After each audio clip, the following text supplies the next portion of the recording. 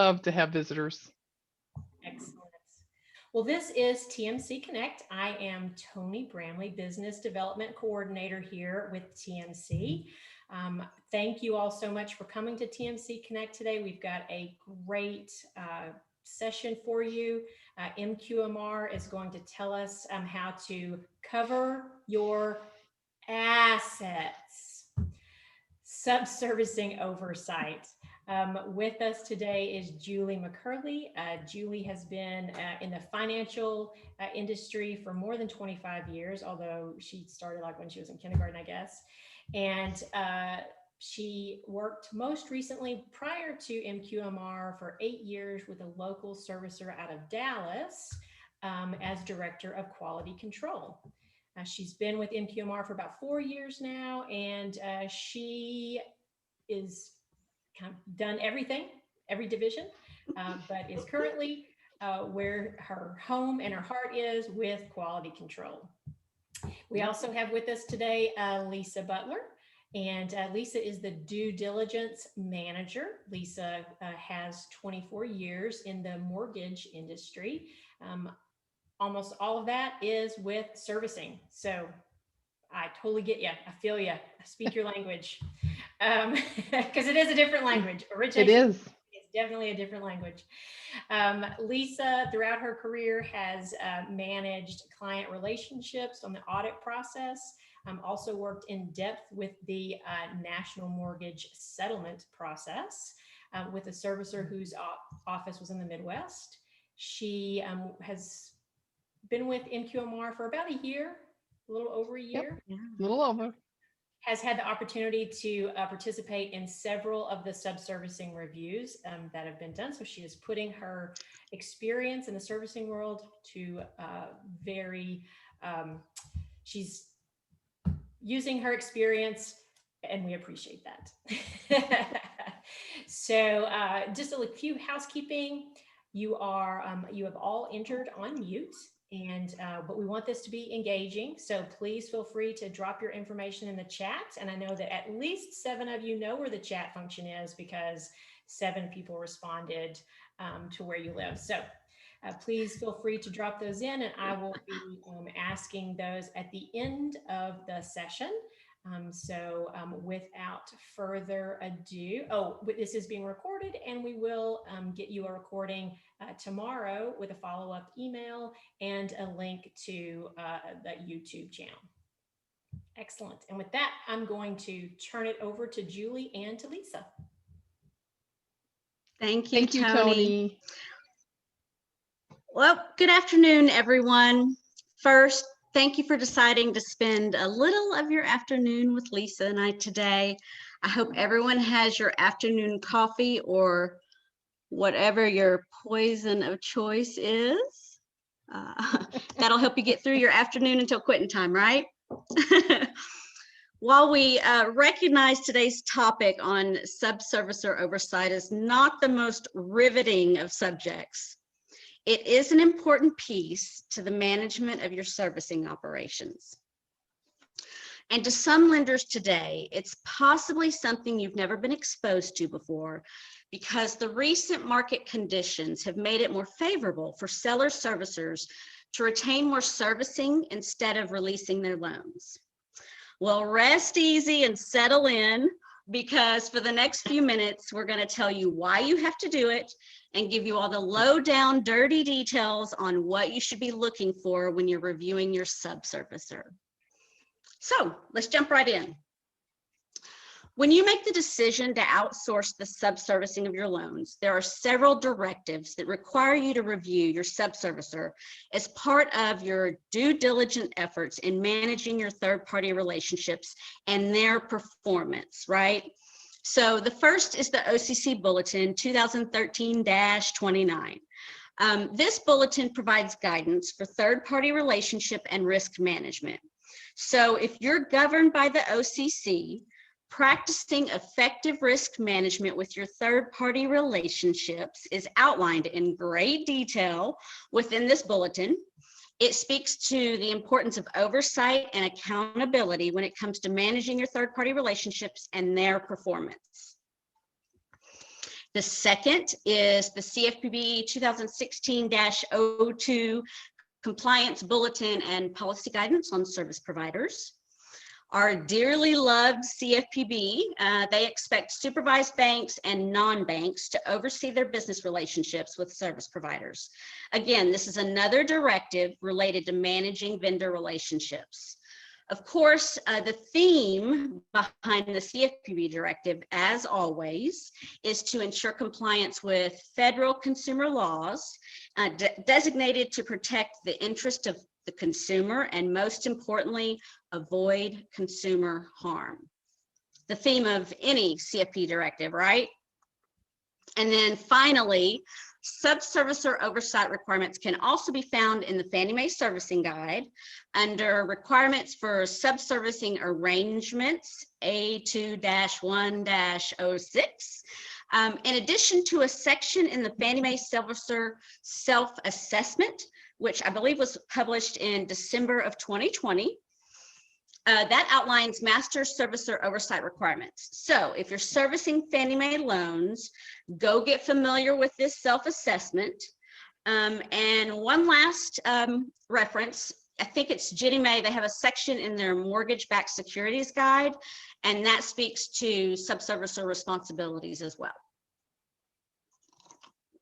So if you're governed by any of these entities, we recommend you go find those various bulletins, bookmark them, and become familiar with the specific requirements as they apply to your shop and the type of loans you're servicing or outsourcing for subservicing. Subservicing oversight can either be conducted internally or it can be outsourced to a third party, right? We recommend completing your subservicing oversight once a year, as directed in the Fannie Mae Self-Servicer Assessment. But even if you're not servicing Fannie Mae loans, a once-a-year review will ensure you're keeping a pulse on the business activities of your subservicer, and it'll allow you to address any issues and or regulatory changes routinely. Now, in a typical non-COVID environment, you should physically go on site to complete your subservicer review. Spend a few days with the management team, tour the facilities. Lisa's going to cover this in detail a little later in this presentation.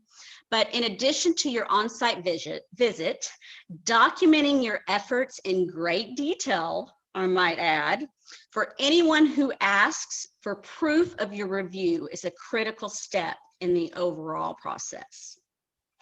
Documenting what was reviewed while you were on site, what practices are in place, who you spoke with, which departments you visited with, and any gaps or opportunities that were identified while you were there. Lisa, a question for you. When you complete the formal documentation process for a subservicer review, about how many pages do those reports end up being? Oh gosh, Julie, pre-COVID, I would have said that our reports run anywhere from 50 to 60 pages. But now that we're reviewing processes post-COVID and the CARES Act, we're looking at probably 70 to 80 pages minimum for each of those subservicing reviews. Wow, wow. So for anyone that's written a formal report, you can imagine how time-consuming 50 to 60 pages are, much less 70 to 80 post-COVID, right? That's a lot of writing. Yes, it is. Aside from the federal and agency requirements, it's important to remember that you, as the master servicer, you're ultimately responsible for the performance of all servicing obligations and any functions you delegate to your subservicer. So any deficiencies, gaps, or regulatory violations can and will impact your core business. We're talking about consequences that can result in negative consumer impact, security breaches, reputational risk, and monetary fines and penalties, the worst of which could result in that dreaded consent order and years of ongoing monitoring by a federal or state entity, which requires additional resources and tools that, quite frankly, most of us just simply don't have. Now I'm going to hand it over to my partner in crime, Lisa, to talk about what proper oversight looks like and how to avoid all those yucky consequences if you're not covering your bases thoroughly with a due diligence review. Lisa? Thank you, Julie. Gosh, what a lead in I had here. Thank you very much. So proper oversight really includes monitoring every aspect of the servicing function.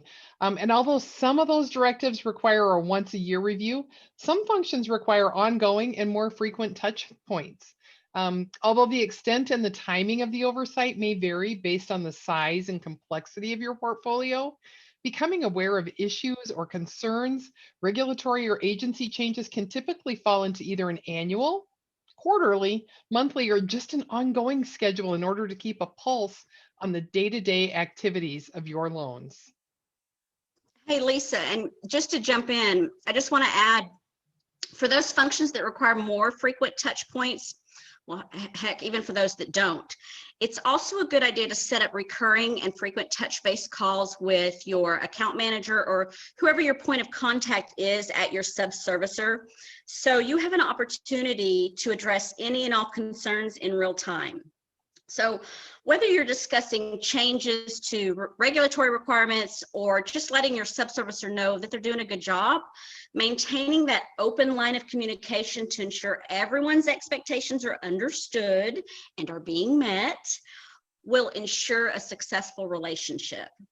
Because when something goes wrong, it's much easier to have those difficult conversations if you've already built trust and rapport with your partner of choice. Yep. Boy, Julie, sorry to interrupt, Lisa. No, not at all. You couldn't have said it better there. That relationship is critical in ensuring that you're absolutely right, that everybody understands what the expectations are. Yeah. So the things that you should look at ahead of the on-site visit, we recommend that you review all of the servicing functions from cradle to grave. Sounds like a blast, doesn't it? So you should be reviewing your subservicer's policies and procedures, beginning with loan boarding, escrow, who doesn't love escrow, performing loans, non-performing loans, and that includes the high focus areas of collections, loss mitigation, and the foreclosure practices, all the way to reconveyances. What you're looking for are an outline of their day-to-day procedures and more specifically controls and the frequency of those controls that are in place in order to prevent or identify any exceptions when processing a loan. And then once you're on site and you're asking those comprehensive questions about the controls that are in place with the members of management, you should be listening to ensure responses provided match the P&Ps. Are they really doing what they say they're doing? Those P&Ps that you reviewed earlier, if they have gaps or any processes were identified there, you have an opportunity then to validate if those still exist or if there's been some type of a remediation or corrective action plan put in place. And then as an additional note, you should be looking for any significant regulatory or agency changes to be included in those P&Ps. And then along with that, you should be looking for a revision and any track changes as part of memorializing your subservicers' servicing practices. Most areas require that there's an annual review of those policies and procedures, but if they're not dated, how are you going to know that? That's really something to look for in your review. So additionally, a comprehensive review of your subservicer's financial statements for net worth compliance, a review of their SOC 2, Reg AB, and USEP test results, and the management responses to any of those findings. And the review of their E&O and fidelity bond policies for agency compliance are recommended ahead of your site visit. If you take care of all of that paperwork and the busy work ahead of time, you just have more opportunities to visit with those leaders that you need to speak with about their subservicing practices. So a few other items to note are things like their organizational chart and the tenure of their management team. Have there been a lot of turnover or any major changes in senior management? You'll want to know about that. Have there been any major changes in their business model, such as taking on any new large servicing portfolios? Or have any new facilities or locations been employed? Or are there new technology initiatives that are being planned? Those are all things that you'll want to explore with them while you're doing your on-site review. And then you'll also want to complete a review of any pending or settled litigation cases. Aren't those always fun? Everybody wants to look at those. And then you'll also want to review their call center reports for key metrics or significant changes since the last review to ensure that they're in compliance with FHFA's servicing alignment initiatives, the good old average speed of answer, hold times, and abandon rates. These factors especially are important in the digital age that we're all living in now. No one wants to sit on hold and have to make a callback to get an answer, right? Customer service and voice of the customer are on everyone's radar. And as a mortgage loan is a potentially a 30-year asset, you want to ensure that your customers are receiving the best possible customer service. After all, if your customers are considering refinancing, you want them to consider you. And also, you want them to refer their family and friends to you if they're looking to make that all important home purchase. And finally, you should be comparing loan delinquency rates to prior periods and industry averages. Review of these specific areas ahead of time will allow you to address any items of concern while you're on site in detail with the right point of contact. So when you arrive on site and you're checking in, you'll want to make sure that that you're reviewing that check-in process. Did the front desk request your identification? Did they provide you with a visitor's badge? Were you required to sign in? While on site, you'll also want to spend several days with the members of the management team exploring controls and questions around any regulatory and agency requirements. You'll want to take a tour of the facility, and during your walkthrough, you want to observe some of the specific physical environmental controls, such as checking for cameras at every ingress and egress. Are employees tailgating from one locked area into another? Are the server rooms and cash rooms secure? It's even a good idea to have your tour guide swipe their badge and attempt to open those doors to ensure that those restrictions are in place. You'll also want to check and see if the clean desk policy is being followed and if computers are being locked when representatives are away from their desk. And that's just to name a few. I laugh, Lisa. It's funny because anytime you or I visit a subservicer, I think our host might get a little frustrated with us, especially the first time they give us a tour.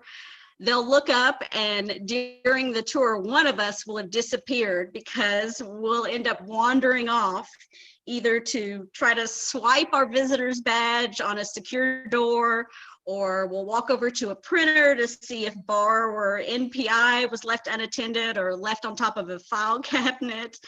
And, I know once they know our MO, of course, they patiently wait on us to return back to the tour. But for someone who's not used to that, I'm sure it seems a little odd that we wander off during those tours. Right, Julie? I'm sure they're thinking, where'd she go? And why is she over there trying to open that door? By the second or third year, they just think, oh, great, Julie has wandered off again. Yeah. Right?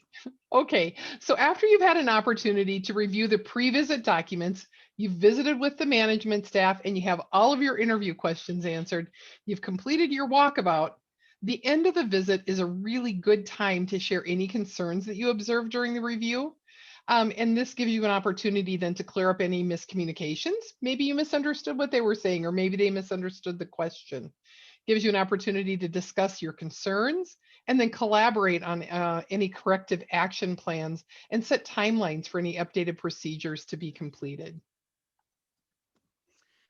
Yeah, those are all good pointers. So what Lisa has just described to you is a review of the policies and procedures ahead of time. What the subservicer describes to you as their practices in principle, right? But where the real evaluation of those practices comes into play is with the loan level testing. This is what we like to say where the rubber meets the road. A subservicer may say, in order to prevent dual tracking on a loan that's in foreclosure while also being reviewed for loss mitigation, right? We have stops and our holds automatically placed on a loan in our MSP system. But it's the loan level testing that will ensure those stops are actually in place and ensures they're working properly. So if it's an automatic function of the system, let's say based off of a task or a CIT, are there scenarios or exceptions where maybe this feature doesn't get applied to the loan? Or say the stop has to be manually added to the loan by a human. Are there checks and balances in place to ensure if human error occurs, and maybe the stop wasn't applied to the loan at all, was it caught and corrected timely? So the purpose of loan level testing is to ensure that proper servicing of your mortgage loans is actually occurring. It's a deep dive review to see if compliance with GSE directives, federal regs, and investor guidelines are not just in place, but are being followed and are working properly. You know, loan level audits ideally could cover a wide range of requirements. We're talking RESPA, GLB, TILA, Dodd-Frank, SCRA, SAFE Act, FDCPA, FCRA, FACTA, UDAP, OFAC, the CFPB Supervision and Examination Manual, and most recently, the CARES Act. Lisa, did I miss any letters of the alphabet? Julie, I'm not sure that you didn't, you or the industry didn't make a few more up, in fact. I think you covered them all. I think we can all agree our industry has an endless amount of acronyms that keep us on our toes. Boy, do they. So, you know, as a master servicer, loan level audits can play a critical role in identifying potential risks. And, you know, keeping up with all of those ever-changing regulatory requirements with all of the life events of a loan can be pretty daunting. While some audits can be completed as infrequently as annually or quarterly, others may need to be more frequent, such as your higher risk areas, and to ensure quicker remediation, right? Areas of focus could include your new loans and or servicing transfers, escrowed loans, your consumer complaints, default management, collections, loss mit, bankruptcy, foreclosure, your borrower calls, payment processing, ARMs, all the way to reconveyance. And that's just a few of your areas of inquiries you could target. When you're monitoring your subservice performance, an ongoing monitoring program would ensure things such as when you're transferring new loans to your subservicer, are they being reconciled to ensure that those loans are being boarded accurately? Data points such as the UPB, the escrow balances, you know, any other critical fields needed to properly service that loan, have they been boarded accurately and transferred from one system to another? One important item I want to mention would be a transfer of also the critically imaged documents, right? The CFPB has made it clear that it's not just the transferor's responsibility to provide all critical documents, but it's also the transferee's responsibility. And if that means developing a process that supports and reflects accountability and ownership around efforts to obtain any missing critical documents to cover your assets, your subservicer should be demonstrating those practices with you as the master servicer. So their practices should reflect a set number of attempts to obtain those critical documents from you, and define how many times those attempts should be made and how those attempts are being made. Should they try to make those attempts 5 times via email and then pick up the phone and try 3 more times via phone? It should define escalation roles. You know, for example, first from the client relationship manager, and then if they're not getting the documents they need, escalated to the supervisor or to the VP. Another item you could consider is including in the transfer agreement any recourse that could be taken for missing critical documents.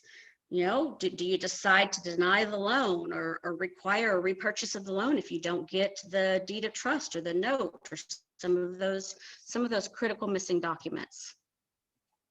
Another review to consider is focusing on your consumer complaints. You want to ensure your subservicer is following up and providing appropriate remediation with any borrower concerns in a timely manner.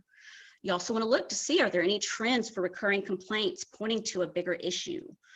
Are you listening to calls between your borrowers and your subservicer to make sure your borrower's concerns are being handled and addressed the way you would expect them to be?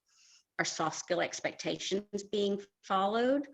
Are your callers being educated on all options and solutions to resolve their inquiry? And as a best practice, are refinance opportunities being identified with key phrases? And are those callers being redirected back to you?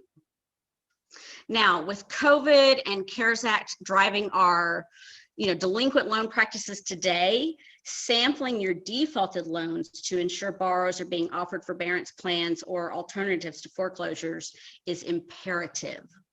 We've all seen the recent CFPB announcements and where their focus is going to be, and they are not messing around.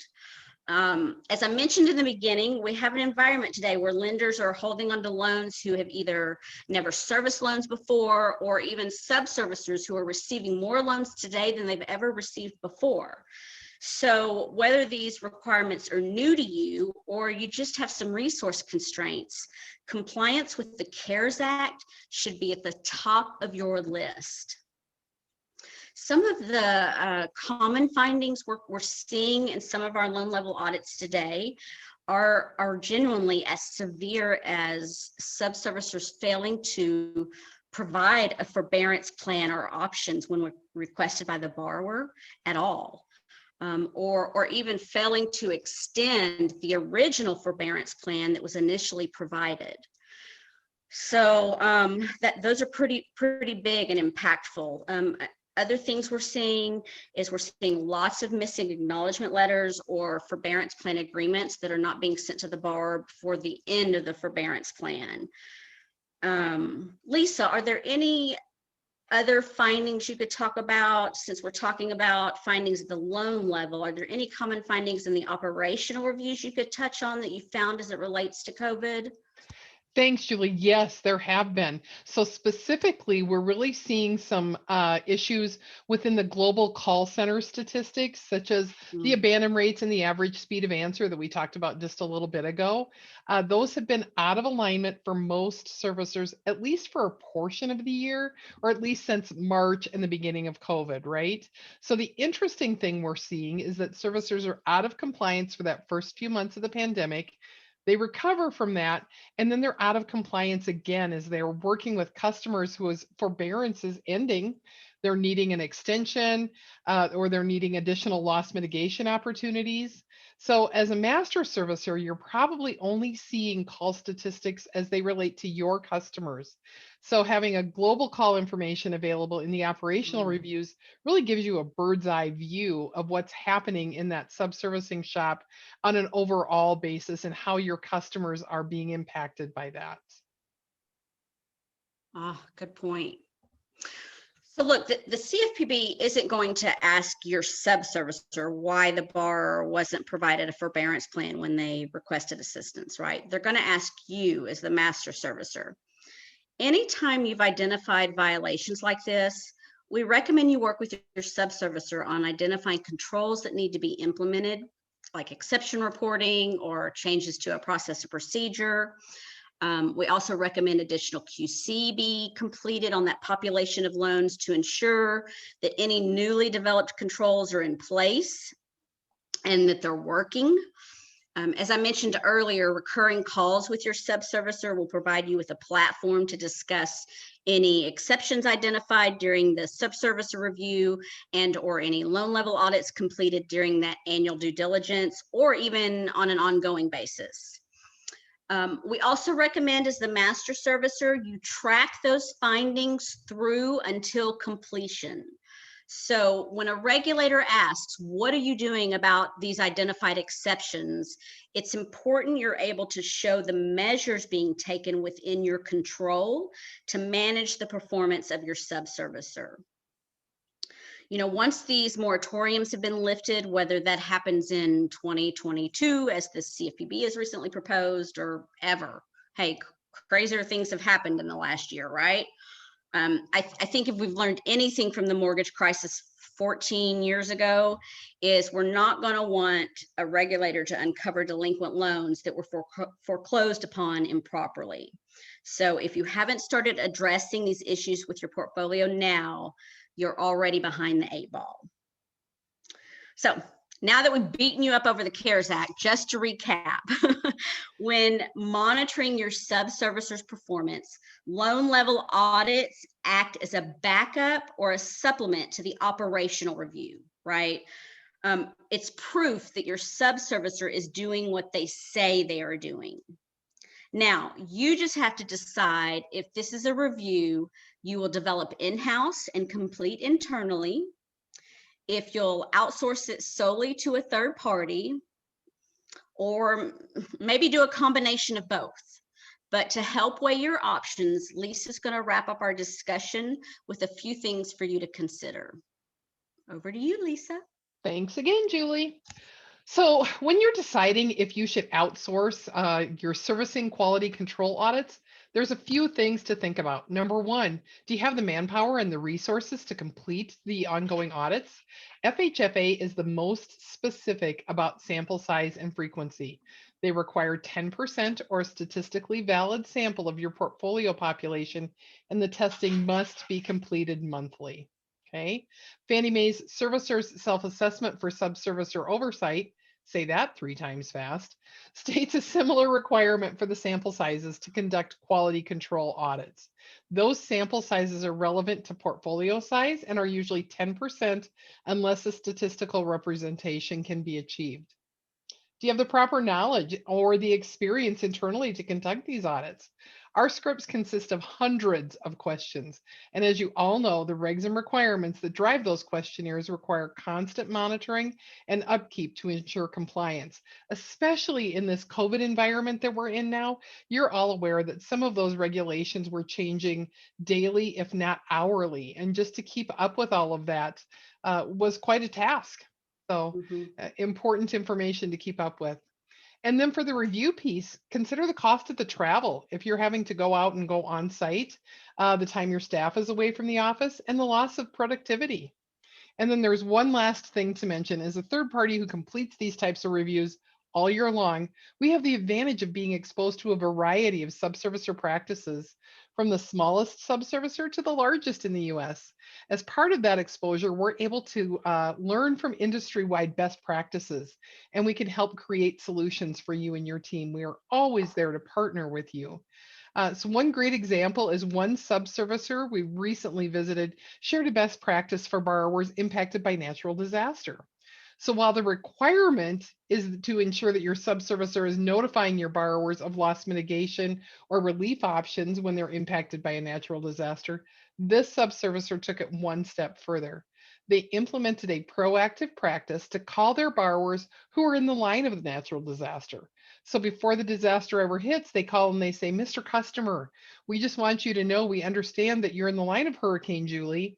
And once you get to a safe place, here's our phone number and our website. Please reach out to us once things settle down, and let's see what we can do to help you recover from this traumatic event." That extra step is going above and beyond from your typical banner across your website or the mass email, which may or may not reach a disaster impacted customer, and is a practice we love to share with other subservicers to consider implementing as a best practice. Proper oversight will assist in keeping you compliant with agencies and regulators alike. All those lists of acronyms that Julie talked about earlier. It will assist in identifying a lack of controls and gaps in processes that could mitigate losses. It will help you identify areas that should be tackled proactively instead of reactively. And it allows us to share best practices observed industry-wide with you. And finally, and most importantly, it will assist in confirming your customers are being serviced the way you expect them to be. It's better to know and act than to find out and have to react. Amen, sister.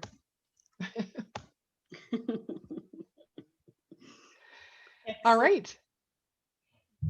Thank you guys so very, very much. Once again, the information that you guys share and the expertise that you have, we just appreciate your willingness to take the time to share it with the network. And now is the time. If you've got questions for Julie or Lisa, please drop them in the chat. I do have a couple of questions. One is, when you are doing an audit on the IT area, what is it that you guys are looking for in that area? Oh, Tony, that's a great question. So there's a lot of things that we were looking for even pre-COVID, but post-COVID, that's even become more critical because everybody has people working from home in a work from home environment. And the servicing world has typically been taboo to talk about work from home, right? But now everybody is doing it. So these companies all had to react quickly to make sure that they were safeguarding all of their data and all of the information that's available out on their network. So previously, we would have looked for, like we talked about earlier, the PII information being left out on a printer or being left on top of a file cabinet. And now we're looking too for additional pieces to that. We're looking to see, are the USB ports disabled on all of the computers? Are printing accesses subject to recall on those printers that are, or those computers that are being worked from home, to ensure that the representative can't print anything out and accidentally leave it somewhere in their house. We're talking to them about penetration tests and ensuring that those are being completed.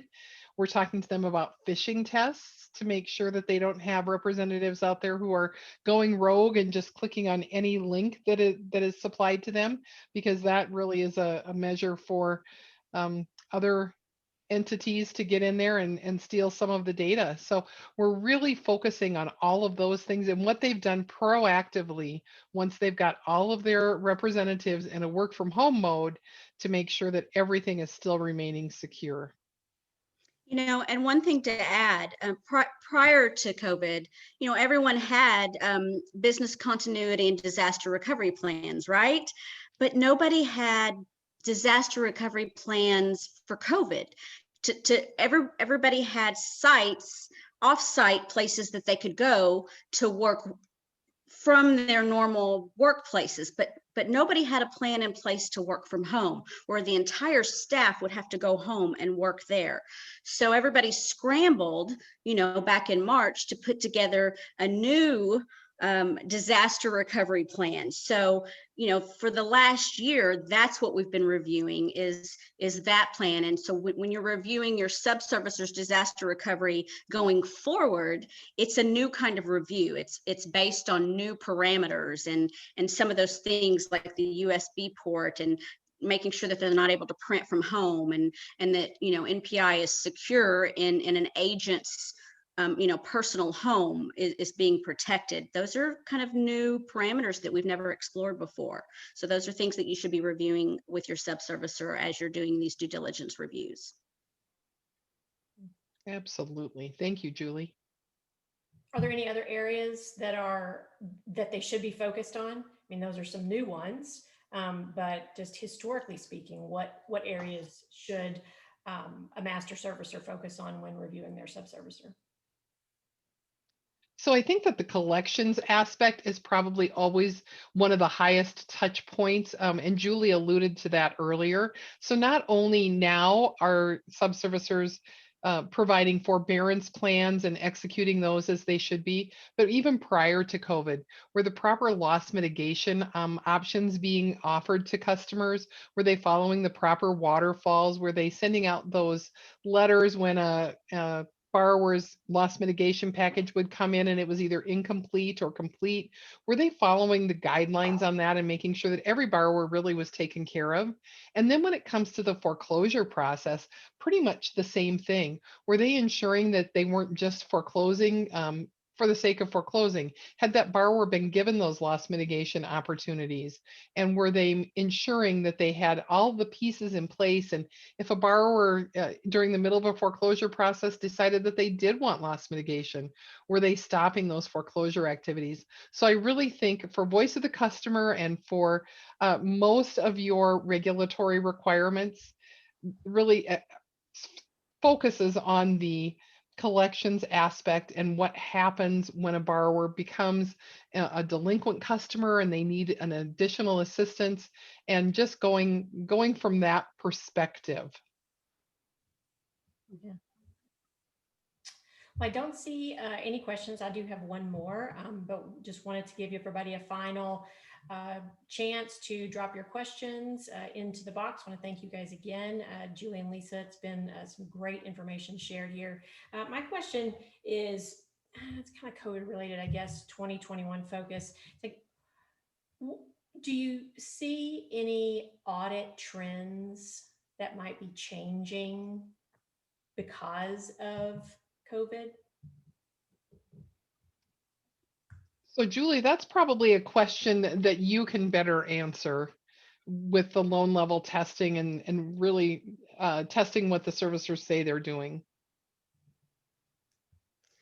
Yeah, I mentioned earlier our biggest focus right now is around the CARES Act and making sure that borrowers who have requested assistance are getting it, that those forbearance plans have been extended, that we're not when moratoriums are lifted, we're not improperly foreclosing on loans that have not been granted opportunities for foreclosure alternatives. There have been touch points that say, good faith attempts should be made to contact the borrower. So I think as a subservicer or a servicer, you should be able to prove that good faith attempts were made. If you have policies in place that said, during March, April, and May, the volume was crazy and we just couldn't call everybody that was delinquent. So we made an executive decision or a business decision to not call any borrower that was only 30 days delinquent during that time frame. So if you've made that decision, make sure you document that policy, that was a blanketed policy across your entire portfolio, and that you can prove that that's the policy you followed religiously as a blanket policy. Things like that are things that you're just going to want to make sure are buttoned up. I think also some of those, your acknowledgement letters pre-COVID had to be sent, the 5-day acknowledgement letter, that it was do or die. It was at the 5 days. Now, with CARES Act, they're saying it just needs to be sent before the forbearance period is up. So you just want to make sure that you're getting that document to the borrower. Doesn't have to be within that 5 days. So you've got a little bit of a leeway, but if it's not being sent at all, you're really going to want to address those deficiencies sooner rather than later. So those are really kind of the big focuses on all of your delinquent loans that you're going to be looking at, very soon. Right. And to that point, Julie and Tony, nobody knows what the post-COVID world is going to look like, right? Or when the post-COVID world is going to happen. So it's really critical that if you're going to be doing your own subservicing reviews, that you stay on top of all of those agency requirements and that you know exactly what, when, and how things are supposed to be occurring so that you're ensuring that you're testing appropriately. Yeah. We did have Stay on your toes. Yeah, we did have one comment question to please post the agency links to the guide. And I will let everybody know that's on the call.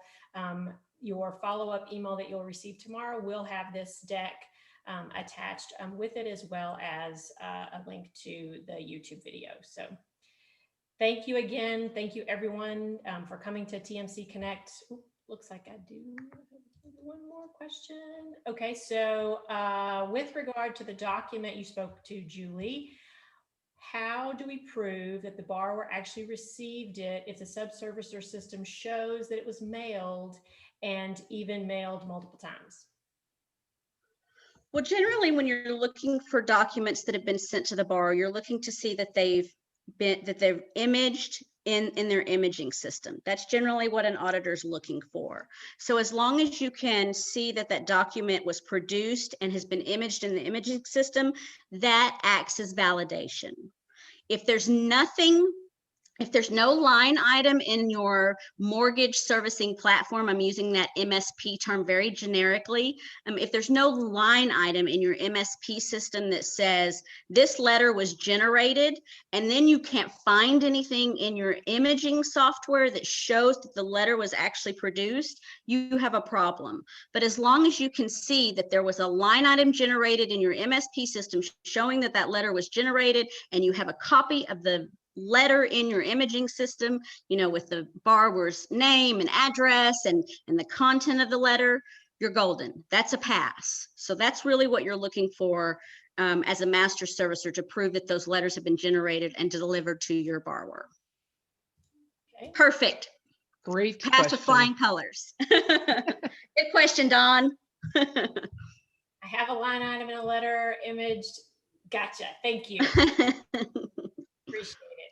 Well, on a high note, thank you guys so much. Really appreciate it. Really appreciate MQMR and SQC, everything that you guys do for the partnership. So thankful that you're here. And yep, just if you've got any questions, the information for Lisa and Julie will be attached, so you can give them a shout. And we appreciate it. Thank Thanks. you, Tony. Have a great day, everybody. Thank you. Bye. Bye-bye.